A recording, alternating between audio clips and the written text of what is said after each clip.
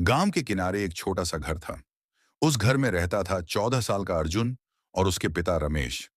अर्जुन की मां का देहांत कई साल पहले हो गया था।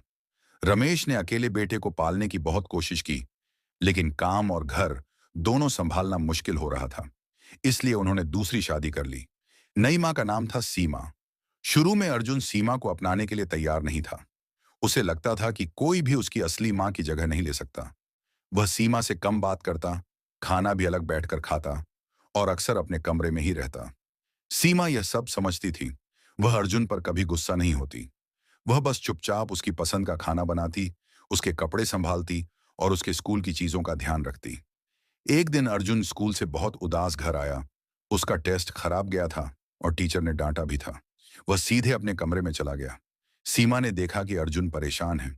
उसने दरवाजा खटखटाया और बोली, अर्जुन, अगर तुम्हें किसी से बात करनी हो तो मैं बाहर हूं। अर्जुन ने कोई जवाब नहीं दिया, लेकिन कुछ देर बाद वह खुद बाहर आया और चुपचाप किचन में बैठ गया। सीमा ने उसके सामने दूध और नाश्ता रखा और बोली, गलतियां सबसे होती हैं बेटा। जरूरी यह है कि हम उनसे सीखें।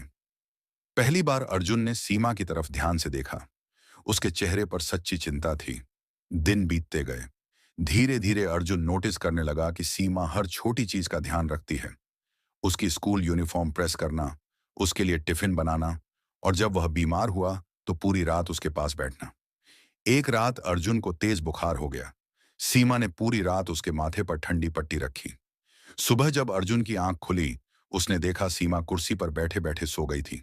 उस दिन अर्जुन के दिल में कुछ बदल गया। कुछ दिन बाद स्कूल में मदर्स डे प्रोग्राम था। टीचर ने कहा, सब बच्चे अपनी मां को लेकर आएंगे। अर्जुन उलझन में था। वह घर आया और चुप बैठ गया। सीमा ने पूछा, क्या हुआ? अर्जुन धीरे से बोला, कल स्कूल में मां को बुलाया है। अगर आप चलें तो।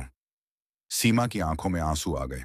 उसने मुस्कुराकर कहा, जरूर चलूंगी बेटा। उस दिन के बाद अर्जुन ने सीमा को सिर्फ सौतेली मां नहीं, बल्कि अपनी मां मान लिया। कहते हैं, रिश्ते खून से नहीं, दिल से बनते हैं।